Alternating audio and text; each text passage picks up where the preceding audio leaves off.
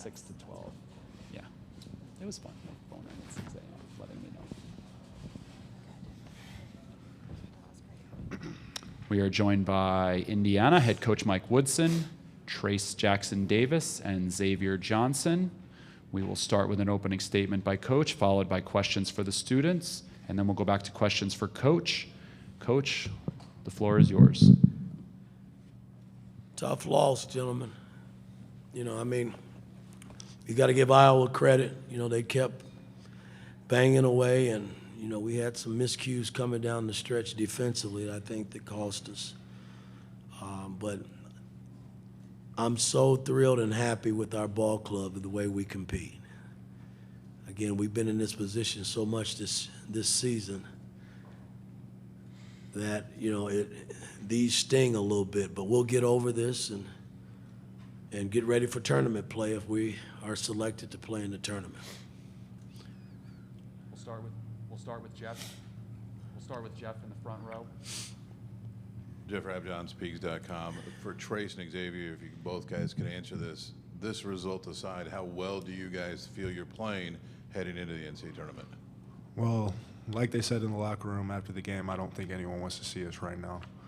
I think that we've proven, not only to the Big Ten, but the country, that we're also a top team that can compete with anyone. So it took a last-second 3 to beat us to the hottest team in the Big Ten right now. And it stings, but at the same time, I feel like we got a lot of ball left.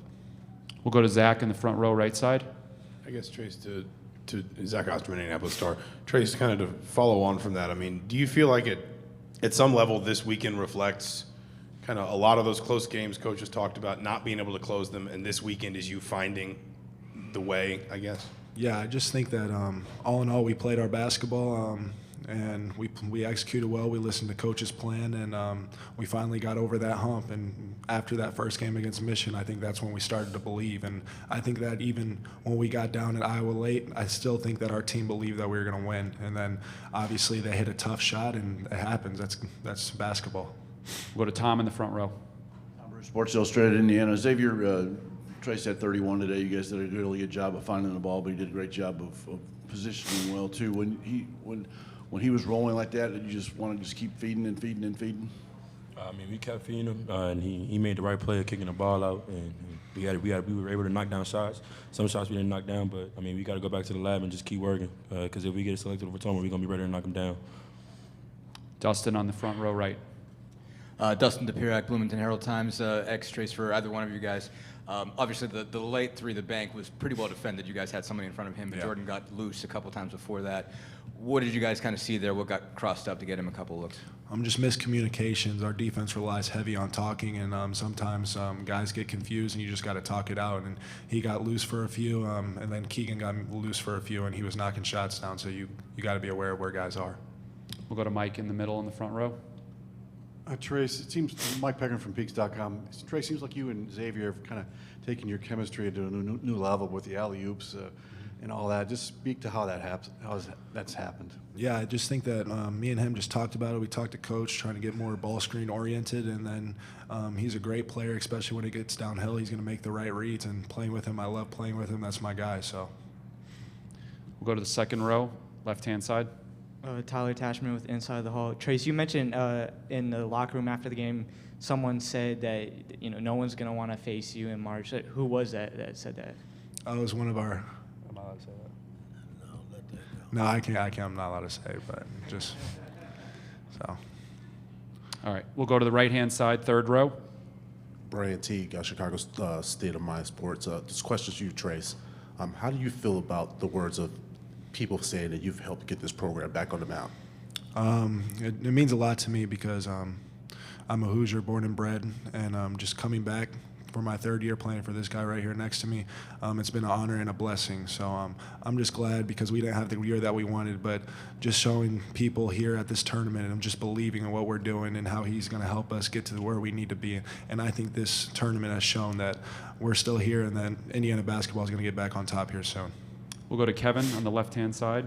Yeah, Kevin Brockway, CNH, for Trace. 50 points in the paint overall, and you have another big day with 31. Just building off that and just continuing to score inside as you get into postseason. Just how important is that going to be? And how did you like seeing some single coverage today?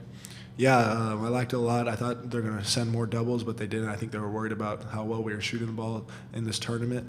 But as Coach says, if there's no one guarding you or if there's one person guarding you, he thinks that I'm the best player down low in the country and no one can stop me. And so I'm just using that confidence to my advantage. Obviously, if they're going to double me, I know my teammates are going to knock shots down.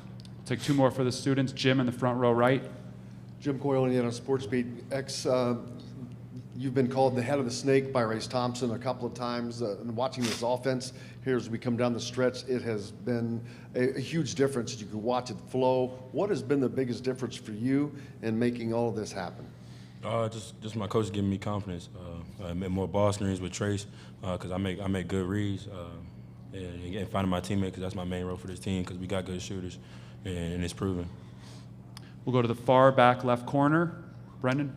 Hey, Trace. Brendan Quinn with The Athletic. Can you just run through that last play through your eyes, just kind of what you saw and what you thought when it actually went up? So first off, I saw the shot clock, and then I saw he was pretty well defended. And he was almost like probably 4 or 5 feet away from half court. So I knew he was going to hoist one up. And then as the ball saw, I thought it was going to be long. And then it banked in. And sometimes that's what happens. It's March. So obviously March Madness, it's crazy time of year. But even the stadium and the electricity just playing in that stadium, it was really cool. But that last shot, the ball doesn't always bounce your way. And obviously we're about 1 second away from going into overtime. So. All right, you guys can head back to the locker room. Thank you. Good luck postseason. We'll continue with questions for Coach Woodson. We'll start in the front row with Zach on the left-hand side front row, and Jeff. Mike, I know it's not just as simple as kind of point A to point B, but do you see, in thinking about what you guys couldn't find in some of those close losses this season, have you seen this weekend maybe those little details, those little margins, this team connecting those things across this weekend a little bit better? Yeah, I mean, this team has made major strides this weekend. Again, we've been in we battle tested. We've been in so many games, and the games that we have come up short, it's been tough. But our guys have always responded, and we'll respond again after this one tonight. This stings a little bit because we played well enough to win the game. And, what I kind of told our guys after the game was when you go up 10, you got to remember how you got the lead and not celebrate so soon, and that's the whole part of trying to learn how to win. And we're still working in that area. We'll go to Jeff in the front row left side. Jeff JeffRabJohnSpeaks.com. I'd like to get your thoughts on Trace, his impact, staying and being such a big part of getting this program back to the national stage, back on the map, so to speak. Well, it was huge. When I took the job, there were about 7, 8 other players that didn't raise their hand that day to stay on board. So I had to do some damage control and start recruiting. And I started at the top with our best player at the time, which was Trace. And, after sitting down with him and watching film and he deciding to stay, that was the first big piece to the puzzle. And then we just started piecing around him. We'll go to Jim on the far right.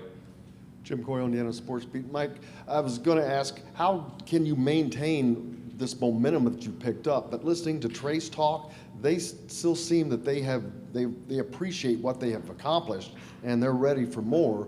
What has been the difference in that team, in the entire team getting to that level?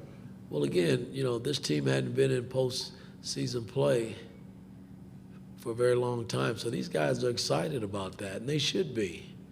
I'm excited for them because they worked their butts off this year to put themselves in this position. But again, until the committee says, hey, Indiana's going to the tournament, we're still sitting here waiting to hear those words. But these guys are very excited about that if that possibly will happen. Dustin in the front row right. Mike, Dustin DePierac, Bloomington Herald-Times. Obviously, you mentioned defensive miscues before. I mean, what did you see, I guess, in terms of the breakdowns that led to some shots for Murray and also the 2 for Bohannon before the one he banked in? Well, the biggest 3 was Bohannon making where he broke free at the top. And, I mean, he was wide open. I mean, it was Miller and X that just didn't communicate it. They came together on the screen and both went to the guy that went low and left, hell, one of the best shooters in the country wide open. And he made us pay. We'll go to Tom in the middle front row. Mike, Tom Bruce, Sports Illustrated, Indiana. You've been in the NBA for a long, long time, so can you tell me a little bit about what you think of Keegan Murray and what the biggest and most difficult challenges were in trying to get him under control today? He's the real deal. You know, NBA is going to love him. No, he's a load, man. I mean, there's just nothing he can't do with the basketball in his hand. He's a pretty good defender, and he rebounds the ball in terms of his height and length. So, I mean, I think sky's the limit for him. I think he's going to be just fine, and a good NBA team is going to really love him. He's played well. We'll go to the second row, left-hand side. Tyler Tashman with Inside the Hall. Coach, you guys shot 26% from 3. Were you happy with the looks you got from deep, or was there something else offensively that you wish you could have gotten? Well, that's kind of how we've been all year. You know, I mean, we've had a lot of good looks from the perimeter. There were a lot of wide open looks tonight. We just didn't make them.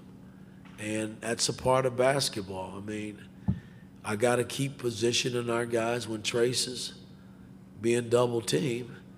You know, our guys have got to step up and make shots. And I thought Iowa made shots when they had open looks, and we struggled to make them tonight in that area.